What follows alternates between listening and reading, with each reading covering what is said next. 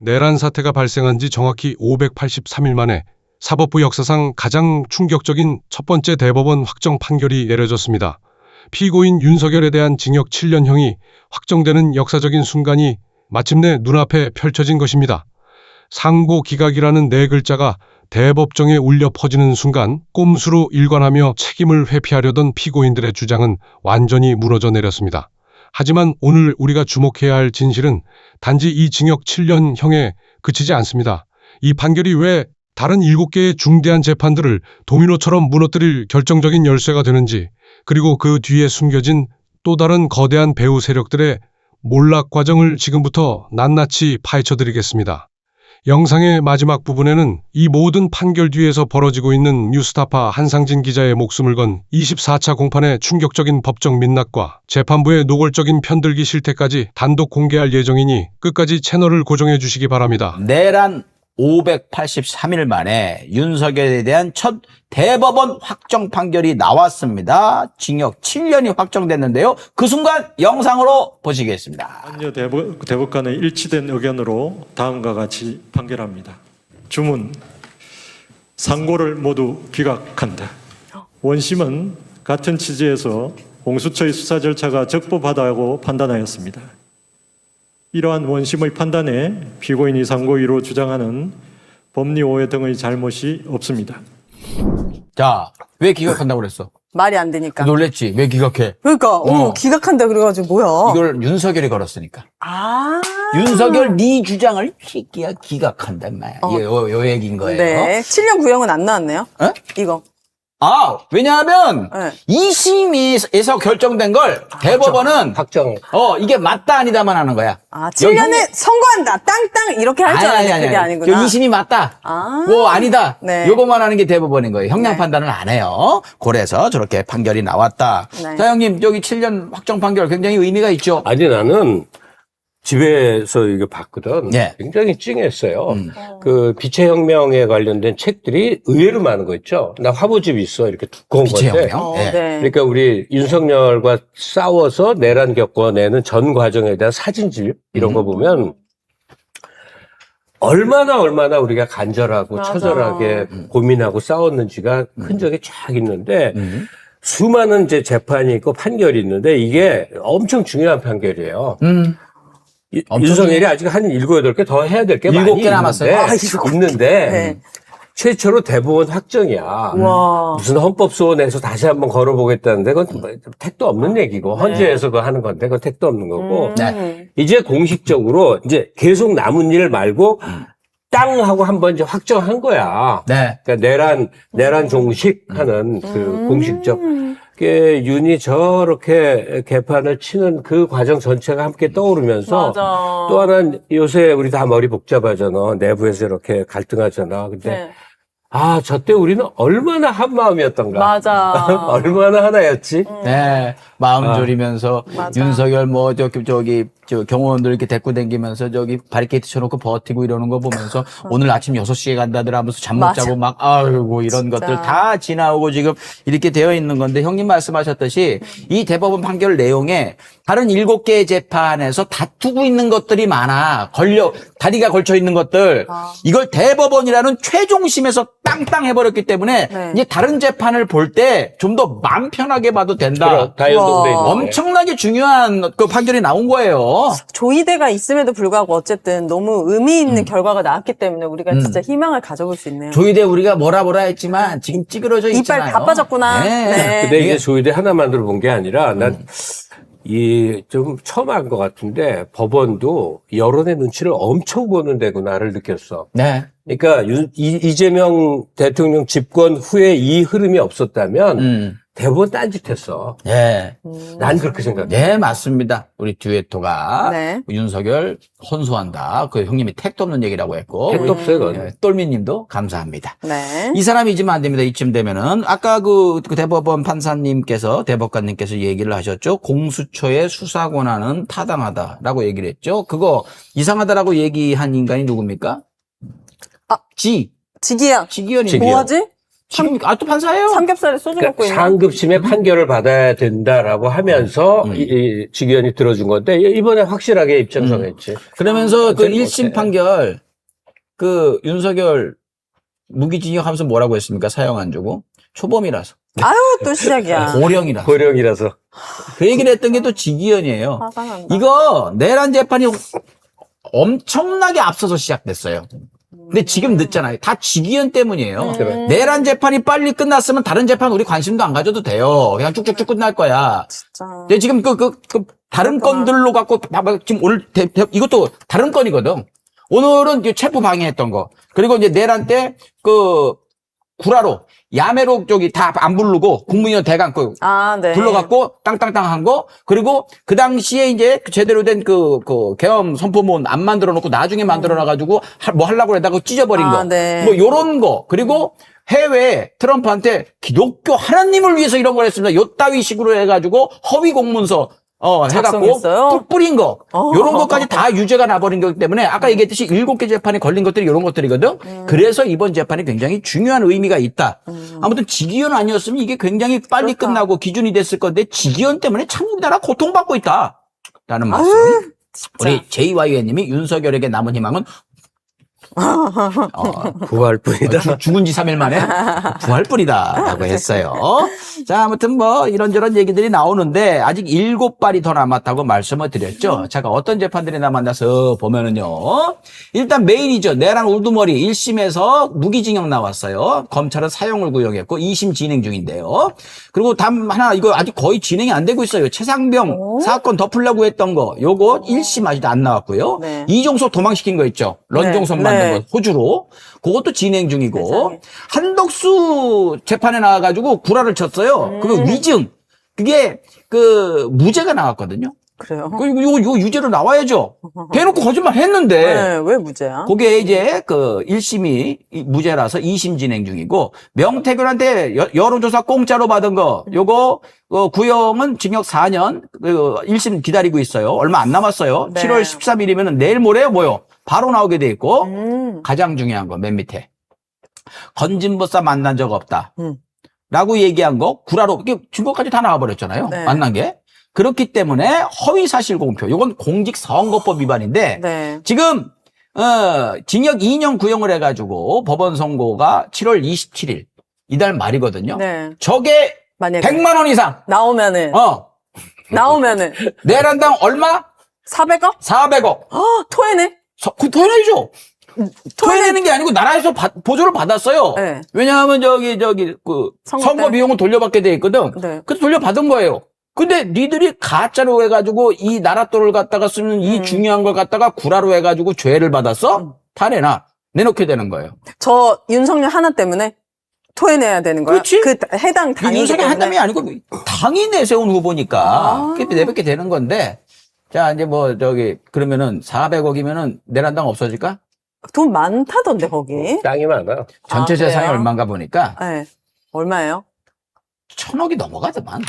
그래서 이거 저건 한 이- 3분의 1 정도예요. 그럼 내놔요. 낼 수 있어. 내줘요. 예. 내란당 저러고 있는데 세입이 아까운데. 그러니까 맨날 거기 잠실 저거는 거기로 좀- 출근하시더만. 저거 좀 뽑아내야죠. 1,000억이요? 상고 기각이라는 대법원의 최종 망치질은 단순한 선고를 넘어 피고인들의 범죄 동맹을 완전히 파괴하는 신호탄이 되었습니다. 징역 7년이라는 확정 판결은 꼬리가 길면 결국 밟힌다는 평범한 진리를 사법부의 이름으로 입증한 셈입니다. 특히 이번 판결이 지니는 진짜 무서운 의미는 따로 있습니다. 바로 내란 사태 당시 체포를 방해하고 엉터리로 국무위원을 소집했으며 계엄 선포문을 조작해 허위 공문서를 해외에 유포했던 그 모든 불법 행위들이 대법원에 의해 공식적인 유죄로 낙인 찍혔다는 사실입니다. 이제 남은 7개의 재판 역시 이 유죄 판결의 영향력 아래에 놓이게 되었습니다. 그렇다면 이 거대한 몰락의 소용돌이 속에서 가장 먼저 영장심사대에 서게 된 핵심 배우는 과연 누구일까요? 윤석열의 뇌를 지배했다는 의혹을 받는 안보실의 실세, 김태효의 구속영장 실질심사 현장과 경호처 4인방의 동반 몰락 과정을 다음 화면을 통해 생생하게 확인해 보시겠습니다. 자, 아무튼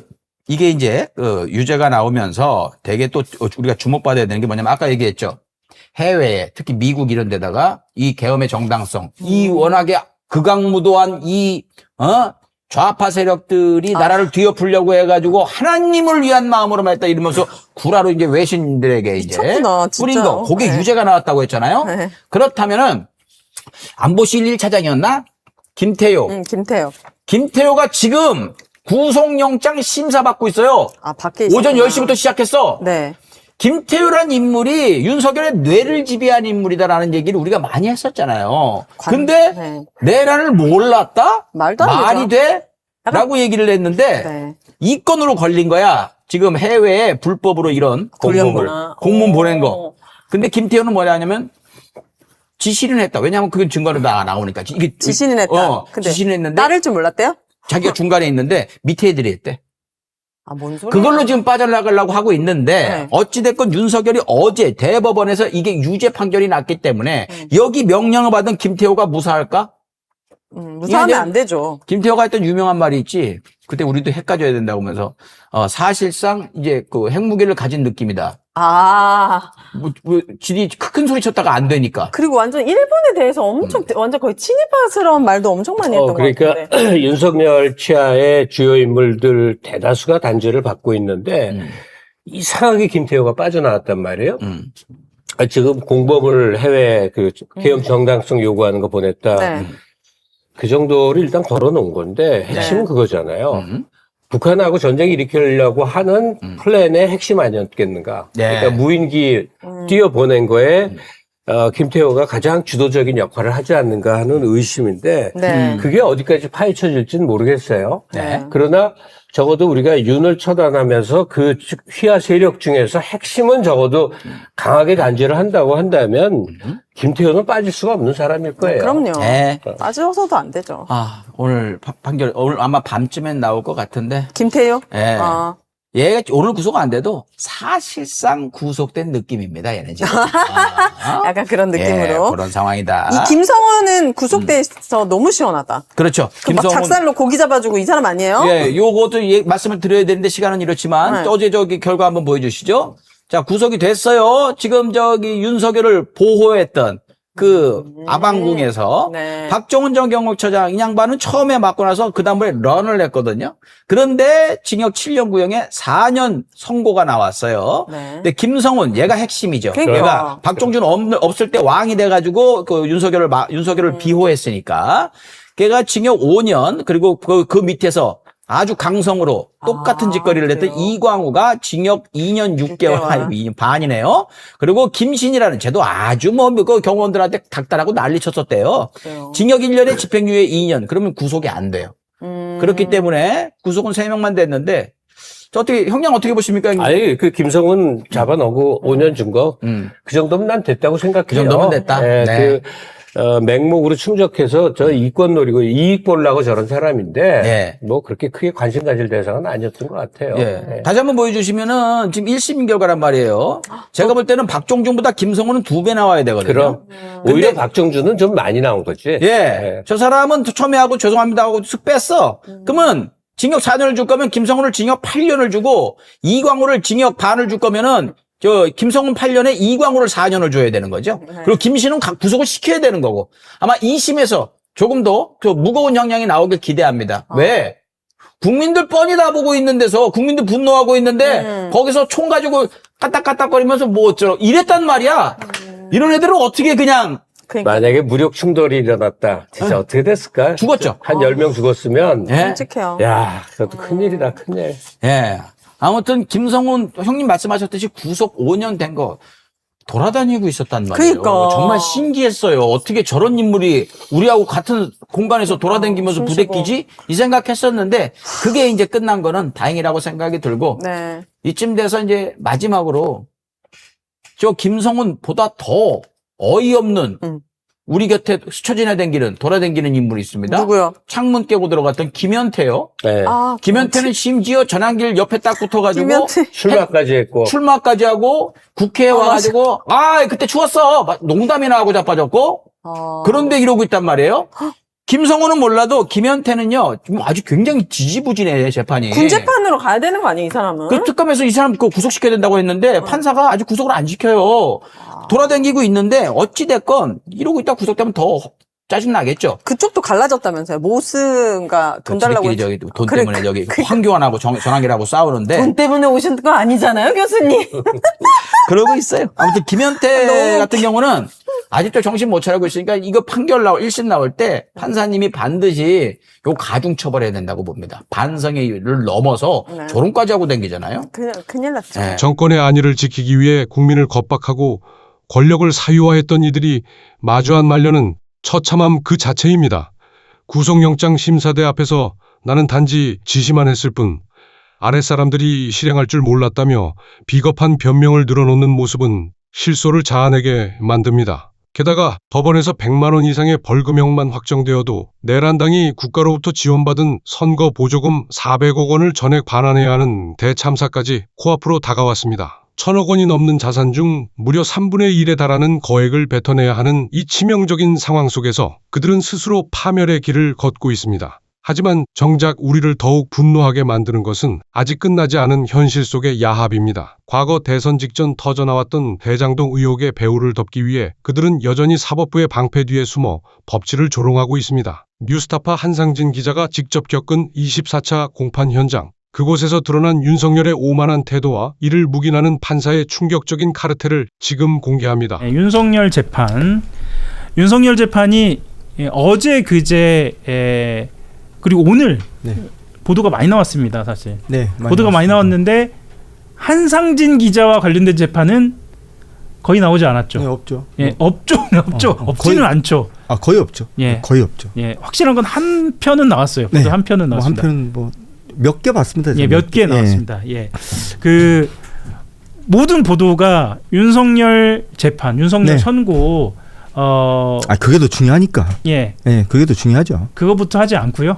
네. 그러면 네. 그 표정 보니까 항상 한상진 기자 재판부터 얘기하고 넘어가겠습니다. 네, 이게 7일에 있었죠? 네, 7월 서울중앙지법에서 7성 날 있었고 뉴스타파와 네. 윤석열과의 네. 사건입니다. 윤석열 명예훼손 사건 네. 24차 공판. 네, 백대현 부장판사예요. 지금 보니까. 네, 예. 그렇습니다. 제가 오늘은 예. 아니요, 좀 이따 말씀할게요. 계속 얘기하시죠. 예. 윤석열이 오랜만에 증인으로 또 나왔고요. 두 번째 증인으로. 두 번째 증인으로 네. 나왔고요. 어떻게 결론이 났는지 일단 저한테 제가 어제 그제 이렇게 연락을 주고받으면서 그 말씀을 하셨습니다. 이 윤석열이 그냥 윤석열은 아니다. 네. 예, 그 말씀하시면서 한숨 쉬었던 기억이 납니다. 사실은 제가 지금 몇 주째 계속 이제 2%에 나오잖아요. 지금 예. 채널 나오는데 사실 오늘이 제일 텐션이 좀 떨어져 있는 날인 것 같아요. 저는 예. 개인적으로. 예. 이유는 제가 이번 주에는 저에게 개인적으로 일이 좀 많았던 것 같습니다. 네. 특히 이제 그 7월 7일 날 있었던 윤석열, 저희 재판에 윤석열 씨가 증인으로 나왔던 거, 제가 사실은 잘 됐다. 내가 이런 일이 있었는데 이번 주 금요일 날 하호영 앵커가 진행하는 한겨레 브리핑, 이게 이 자리가 나한테 있다는 게 얼마나 소중한가 제가 그 생각을 했고, 그래서 네. 제가 한 이틀 전부터 제가 메모를 좀 했습니다. 내가 오늘 가서 어떤 얘기를 해야 될지 해서 메모를 좀 했는데, 제가 말씀드리고 싶은 건 두 가지입니다. 예. 첫 번째, 일단 궁금해하시니까 예. 재판 분위기가 어땠나? 예. 다리 꼬는 얘기 먼저 시작을 했고, 다리 꼰다라기보다 건강이 좀 어떤지. 제가 우리 하영 앵커의 이제 특별한 지시를 받고 예. 다리를 도대체 몇 번이나 이렇게 왔다 갔다 하는지 지난번에는 왼쪽으로만 꼬고 있었다는 말씀하셨습니다. 정확하게 1시간 45분 동안 네. 총 8번 왔다 갔다 하는 걸 제가 확인했고요. 제가 체크했습니다. 예. 죄송합니다. 이 재판에 집중하셔야 하는데 다리 꼬는 횟수를 세다니 다리 정말 꼬는 횟수를 집요한 기자입니다. 집요한 기자. 그리고 보니까 예. 이게 패턴이 좀 제가 발견했어요. 그래요? 그냥 처음에는 왼쪽 다리가 오른쪽 다리에 올라와서 시작을 합니다. 앉을 때는. 네. 지난번에도 똑같았고. 지난번에 계속 그렇게 앉아 있었더라고요. 그러고 있다가 잠깐 다리를 벌리고 있습니다. 이렇게 네. 다시 풀고 한 5분 정도. 그리고 나서 한 30분 정도 다리를 좀 떨어요. 예. 그러다가 이제 오른쪽 다리가 왼쪽으로 올라가는 식의 패턴. 아니 그러니까 이 패턴이 반복되는 걸 제가 발견했어요. 죄송합니다. 제가 건강 상태를 좀 봐달라고 그랬는데 그렇게까지 또 집요하게 봐주실지는 몰랐습니다. 네. 정말 기자는 기자입니다. 아니 근데 이게 저는 보다 보니까 이제 자꾸 이제 이제 다리에 이제 관심이 가니까 다리살이 엄청 많이 빠져가지고요. 예전에 사실 네. 그런 보통 실제로 그렇죠. 다시 회상을 해보니까 네. 윤석열이 그 자세 때문에 지적도 받았고 본인이 맞아요. 직접 해명도 했어요. 맞아요. 예. 네, 그리고 예전에 그 탄핵 이후엔가 네. 반바지 입은 모습이 한번 사진에 포착됐었던 적이 있었잖아요. 네. 본인 사는 집 앞 아크로비스타 지하에. 그때도 다리가 너무 얇아서 저도 놀랬고 많은 사람들이 그 사진을 보고서 굉장히 놀랬던 기억이 있는데 제가 법정에서도 보니까 이 양복 안에 이제 감추어져 있긴 하지만 다리가 굉장히 좀 말려 있는. 건강은 뭐 저는 건강은 뭐 매우 좋은 것 같습니다. 그래요. 제가 이제 그 얘기를 좀 하려고 하는데 뭐 예. 쓸데없는 얘기 좀 말이 좀 길어졌는데 사실은 제가 말씀하셨듯이 제가 윤석열 명예훼손 사건 예. 저희가 20대 대선 3일 전에 제가 뉴스타파에서 쓴 기사가 대통령 윤석열의 명예를 훼손했다는 이유로 그렇죠. 제가 1년 동안 서울중앙지검 반부패 수사부 검사 10여 명으로부터 제가 수사를 받았고 재판에 넘겨져서 지금 2년째 만 2년째 지금 그 재판을 받고 있습니다. 예. 총 24번 제가 재판을 받았습니다. 총평을 말씀을 드리면 저는 지난 24번 재판 중에 23번의 재판이 이번 재판으로 약간 물거품이 되는 것 같은 느낌까지 저는 좀 받았습니다. 물거품요? 네. 그러니까 제가 이제 계속 말씀을 드렸듯이 사실은 이 사건은 윤석열 씨가 2023년 9월 달에 이 사건을 일으킬 때부터 사건의 당사자이긴 하지만 제가 예. 저는 이거는 명백하게 언론 탄압이다. 이거는 정치 권력이 예. 언론 탄압 나아가서 시민들의 입을 틀어막기 위해서 벌인 공작이다. 라는 생각을 했고 아니 정치권이 전체가 나섰죠. 그 보도에 대해서 네. 사형을 시켜야 한다. 뭐 네. 이런 이야기도 지금 공공연하게 했으니까요. 당시 국민의힘 대표였던 김기현 씨는 2차례 걸쳐서 공개적인 자리에서 희대 국기문란 사건을 벌인 이 기자들을 사형에 처해야 할 범죄자라고 말씀하셨어요. 실제로 김기현 대표는 판사 출신입니다. 네. 예. 그 당시 그런 식의 무지막지한 입장이 나왔을 때 거기에 대해서 저항해서 싸웠던 언론 거의 없습니다. 다들 입 다물고 가만히 있었어요. 그렇죠. 예. 저는 그래서 제가 이제 언론개혁 얘기도 이제 종종 하고 그러는데 뭐 피해자 서사라는 비판까지 받아가면서도 예. 자, 그런데 이제 그렇게 시작된 사건이기 때문에 사실은 이제 제가 계속 말씀을 드렸듯이 이 사건은 유무죄가 중요한 게 아니었고요. 이 정치 권력이 어떠한 의도로 어떠한 방식으로 이렇게 시민들의 언론의 입을 틀어막는지를 생생하고 낱낱이 보여드리는 것. 이 중간의 이 과정을 제대로 역사적으로 기록하는 것. 이것이 우리 사회를 위해서도 저를 위해서도 매우 중요하다고 저는 생각해서 네. 지난 23차 공판을 진행하는 마음은 제 그 마음 하나였는데요. 네. 생각을 해보니까 윤석열 씨가 내란을 일으킨 뒤에 사실은 저를 포함한 소위 말하는 민주진영 어쨌든 내란에 반대하고 민주주의가 붕괴되는 것을 걱정하고 우리 사회에 다시 민주주의를 복원해야 된다고 생각하는 많은 시민들이 윤석열 김건희를 희화시키는 재미에 빠져서 우리가 너무 이 세상이 만만하게 우리가 생각하는 민주주의가 다 구축이 된 것처럼 예. 마음 편하게 너무 지낸 거 아닌가? 예. 이런 생각을 들게 만들어주는 재판이었습니다. 이번 약간 재판. 무섭기도 하네요. 네. 예. 제가 이제 두 가지 예를 들어드리는데 윤석열 씨는 증인으로 나왔기 때문에 위증의 처벌을 각오하고 예. 거기서 증언을 합니다. 저는 어쨌든 이 사건의 전말을 다 아는 사람이기 때문에 명백한 증거는 없다고 하더라도 윤석열 씨가 하는 말이 어디서부터 어디까지가 거짓말이고 어디서부터 어디까지가 사실인지 저는 대충 알 것 같은데 예. 거짓말임이 뻔하고 임기응변식의 그냥 1초도 안 돼서 본인이 스스로도 뒤집는 그런 식의 거짓말을 그냥 1시간 45분 내내 주구장창 하고 있는 저런 모습을 보면서 1시간 45분 동안 입 다물지 않고 네. 달변으로 얘기했군요. 그렇죠. 예. 심지어는 변호인이 묻습니다. 예. 이때 이런 일이 있었는데 당신이 수사 책임자였는데 2011년에 부산저축은행 수사를 할 때 예. 이런 일이 있었던 게 기록으로 확인되는데 알고 있었냐라고 물어보면 이 법정에서 그 보통의 증인이나 참고인 그리고 피고인들의 태도는 겸손이죠 일단. 예. 그죠? 법정을 사실 존중하는 무섭기도 거죠. 하고 무섭기도 하고요. 예. 윤석열 씨는 대부분 이런 식의 답변입니다. 그걸 내가 알겠어요? 그걸 제가 알 거라고 생각하고 묻는 거예요? 참 이런 식의 답변이 몇 번 오고 가면 예. 사실은 질문과 응답이라는 게 의미가 없어집니다. 그냥 법정 자체가 희화화되는 거죠. 그죠? 예. 그리고 뭐 예를 들면 이런 식입니다. 2011년에 어떤 게 주요 수사 대상이었습니까? 라고 물어보면 부산저축은행이 대출을 해준 사업장 중에 차명 SPC, 불법 SPC 이런 네. 것들을 우리는 주로 수사했습니다. 네. 라고 얘기해요. 그러면 그런데 그 불법 SPC 수사 대상이었다는 그 불법 SPC의 운영자였던 대장동 브로커는 왜 수사 안 했습니까? 그러면 이제 말이 어떻게 바뀌냐면 우린 큰 사건만 수사하는 사람입니다. 뭐 그런 짜질구레한 사람들 뭐 자질구레한 사건 뭐 몇 억짜리 뭐 이런 사건 우리 그런 거 수사하는 곳이 아닙니다. 예. 대검 중수가 뭐 하는 곳인지는 아세요? 뭐 이런 식의 태도를 또 보여요. 그리고 이제 또 이제 이렇게 질문합니다. 아, 그럼 알겠습니다. 그건 그렇다 치고 심지어는 이 대장동 브로커라는 사람이 검사 앞에 와서 본인의 범죄 혐의를 자백을 합니다. 예. 무슨 자신감인지 모르는데 자백을 합니다. 근데 이 자백까지 했으면 최소한 자백한 범죄에 대해서는 수사를 해야 되는 거 아닙니까? 그러면 그럼 모르겠는데 이렇게 나갑니다. 자, 제가 지금 말씀드린 게 어떤 뜻인지 아마 이 시청자들은 아실 거예요. 이런 식의 대화가 공적인 자리에서 몇 순배 돌고 나면 예. 정상적인 대화와 응답이라는 게 안 됩니다. 예. 저는 여기서 뭘 봤냐면 윤석열 씨의 일단 오만을 봤고요.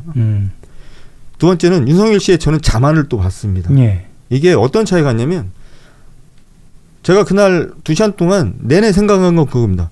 어떻게 윤석열이라는 사람이 뻔해 보이는 거짓말을 저렇게 위증의 처벌을 각오하고 저렇게 할 수 있을까? 이유는 단 하나밖에 없다. 이 법정 뒤에 여전히 10여 명씩 앉아가지고 그 법정 재판이 진행되는 중간중간에 뭐 윤석열을 응원하는 목소리를 내고 있는 윤어게인 세력. 예. 그리고 우리 사회 역사가 최고 권력자가 아무리 중한 범죄를 저질러도 몇 년 안 산다.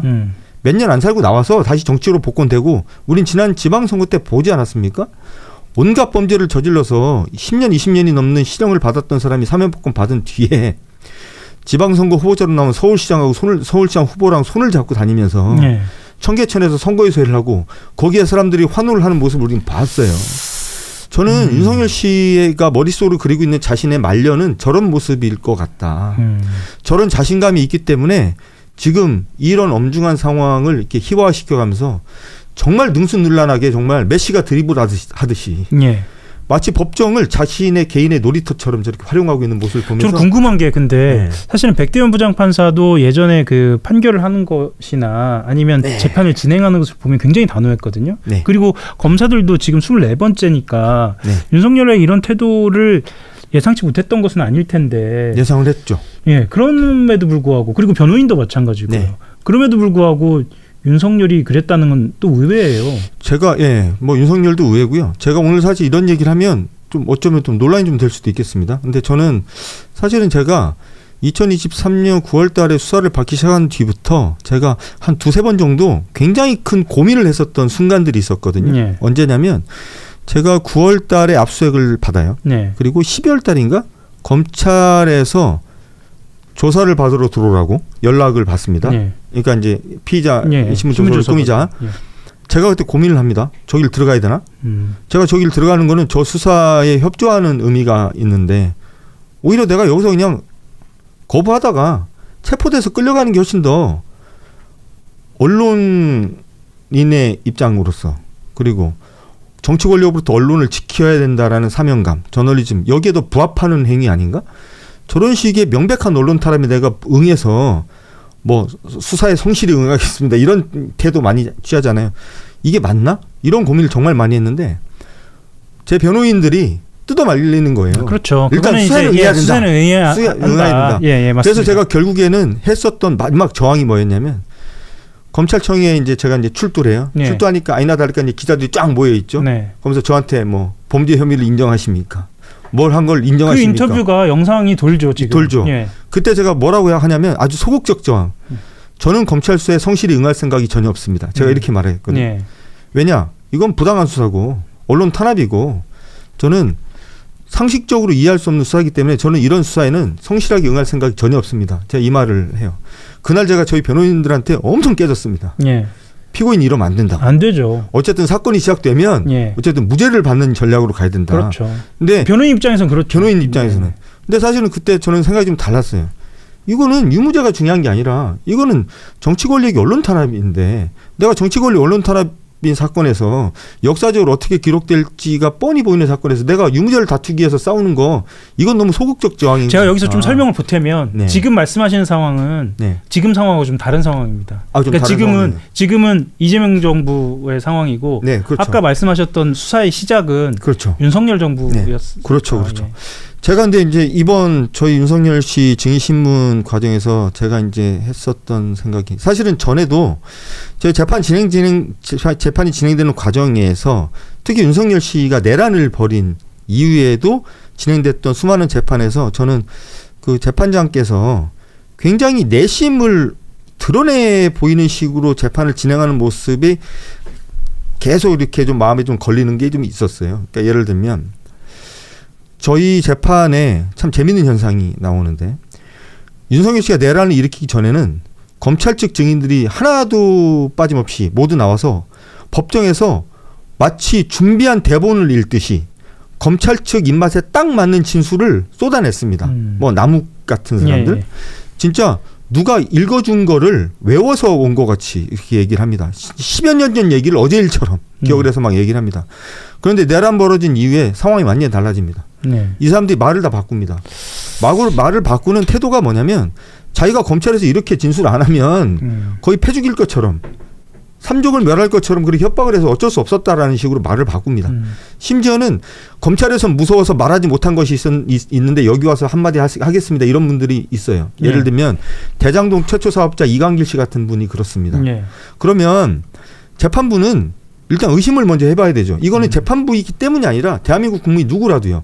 왜 저 사람이 불과 1, 2년 전에 본인이 검찰에서 했었던 진술을 지금 법정에 나와서 뒤집을까? 한번 의심을 해봐야 되지 않습니까? 그럼 물어봐야죠. 당신 왜 저기 진술을 뒤집었어? 검찰이 혹시 회유 협박을 한 거야?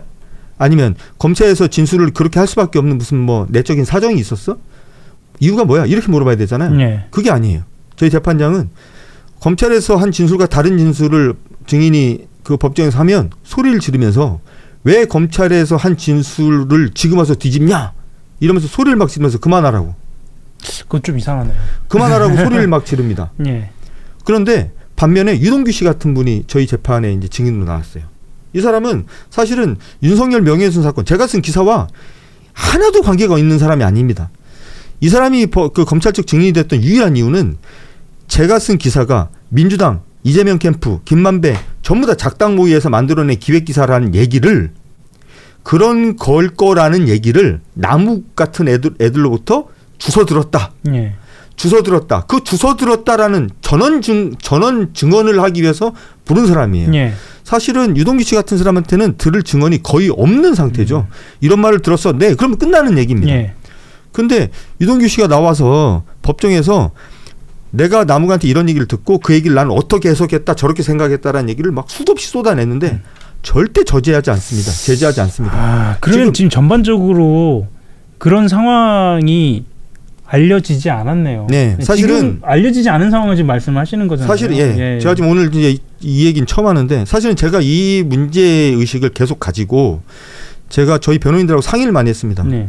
아니 이렇게 재판 난 진행받을 수 없다.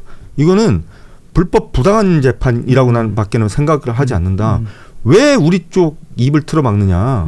아니 본인이 어떤 내심을 갖고 있는 거는 본인의 자유지만 재판장 자유지만 예. 어쨌든 법정에서는 최소한 방어권이 충분히 행사돼야 되지 않느냐. 나의 피의 사실과 관련돼서 굉장히 중요한 증언들이 나오는데 그걸 때려 막는다. 예. 이거를 난 문제제기 해야 되겠다고 했을 때 저희 변호인들이 다 말렸어요. 뭐라고 그러냐면 재판은 해야 하니까. 재판해야 예. 되니까. 그리고 이렇게 해서 우리한테 이롭지 않아. 그렇죠. 24차 재판이 그러면 말씀하셨던 것처럼 윤석열의 그런 태도, 네. 그런 태도만의 문제가 아니라 네. 전체적인 분위기가 굉장히 좀 말씀하셨던 거 좀 어려운 그런 상황. 그러니까 예를 들어서 윤석열 씨가 아까 말씀드렸듯이 변호인이 하는 질문에 대해서 비아냥거리고 조롱하고 이런 식의 답변 태도를 그거를 보입니다. 재판장이 그대로 놔두고 제가 얼굴을 보고 있으면 재판장님 죄송한 얘기지만 씩 웃고 있어요. 즐기고 있습니다. 그리고 심지어는 어떤 일이 벌어졌냐면 원래는 7월 7일 날 재판이 아침 10시 15분부터 저녁 6시까지 하루 종일 윤석열 증인신문을 하기로 했습니다. 저희가 첫 번째 증인신문을 할 때 저희 쪽 뉴스타파 쪽에서 증인신문 2시간 했어요. 예. 그리고 김만배 그리고 신학님 전 언론노조 위원장 제가 쓴 기사의 제보자죠. 그리고 이 제보자인 신학님과 대화를 나눴었던 김만배 이 두 사람 쪽에서도 증인신문을 또 따로 해야 되잖아요. 예. 그리고 난 다음에 저희가 주신문이니까 저희 증인이니까 그럼 검찰이 반대 신문을 하죠. 그 순서가 그렇잖아요. 이제 뭐 하도 이제 대한민국 국민들이 이제 법을 많이 알게 돼서 이제 대충 이해는 하실 텐데 그렇게 돼야 되는데 오전에 10시 15분에 이제 윤석열 씨가 나왔어요. 그래서 제일 먼저 김만배 쪽 증인신문이 시작됐는데 그게 1시간 40분 가까이 진행됐습니다. 그게 끝나고 나니까 11시 45분 정도 됐어요. 근데 재판부가 갑자기 그런 얘기를 합니다. 나는 윤석열 증인을 다시 안 부른다. 오늘 끝내라. 15분 남았는데 신앙님 쪽에 15분 만에 증인신문 끝내라는 거예요. 신앙님 피고인 쪽에서 증인신문을 위해서 준비를 많이 했을 거 아닙니까? 그러니까 항의를 했을 거 아니에요, 당연히. 또 소리를 질러요. 난 안 부른다. 그러면서 심지어는 반대 신문을 하지도 못한 검찰 측에는 뭐라 그러냐면 웃으면서 다 들으라고, 검찰은 뭐 굳이 반대 신문 안 해도 될 것 같은데 이렇게 말을 해요. 사실 지금 이 상황은 더 들어야 하는데 네. 다음 주제로 넘어가야 할 것 같습니다. 그러니까 네. 제가 이건 좀 짚고 넘어갈 것 같아요. 네.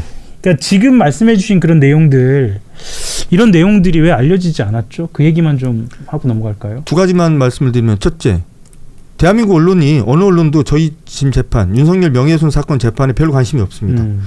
사실은 윤석열 씨가 증인으로 나온 이 재판에는 기자들이 좀 있었어요. 네. 이제 뒤에서 이제 흔히 말하는 이전 재판에. 이전 재판. 근데 윤석열 씨가 나오지 않는 일상적으로 진행됐던 재판의 법정 방청석에 한 명도 없습니다. 예. 그러니까 알려질 수가 없고요.